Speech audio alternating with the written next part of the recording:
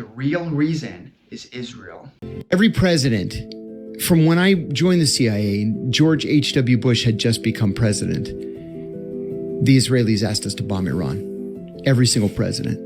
No matter who the prime minister of Israel happens to be, you gotta bomb Iran. You gotta bomb Iran. You gotta bomb Iran. And every single president said, no, we're not bombing Iran. And it's not just Kiriakou saying this. Even John Kerry, Obama's Secretary of State, has talked about it. Say what you want about Obama, but he understood something very important. Bombing Iran could be the start of World War III, or at the very least, it could severely destabilize the Middle East. And every president before Trump understood it. Clinton, Bush, Obama, even Biden for all his issues. But Trump did what no other president had done. He caved to Israel's demands. And you have to ask yourself why. Look at the relationship between Trump and Netanyahu. Look at the Abraham Accords. Look at how Trump pulled out of the Iran nuclear deal in 2018, a deal that was actually working. Iran's nuclear program was being monitored, inspectors were on the ground, but Netanyahu didn't like it, so Trump killed it. And then he reimposed sanctions that crushed Iran's oil exports from 2.5 million barrels a day down to almost nothing. And now the US is bombing them.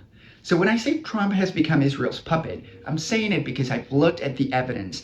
Every single major decision Trump has made regarding the Middle East has aligned perfectly with what Netanyahu wanted. Every single one.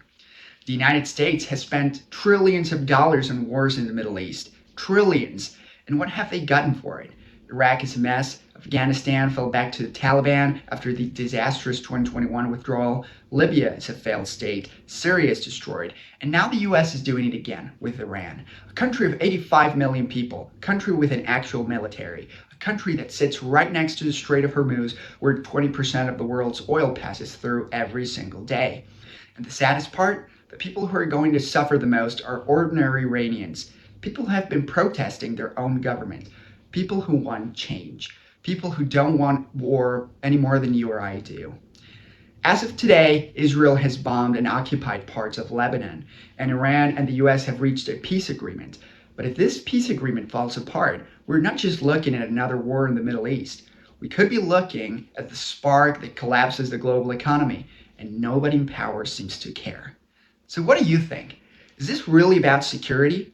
Or is it about the dollar and doing whatever Israel asks? Let me know in the comment section and follow for more.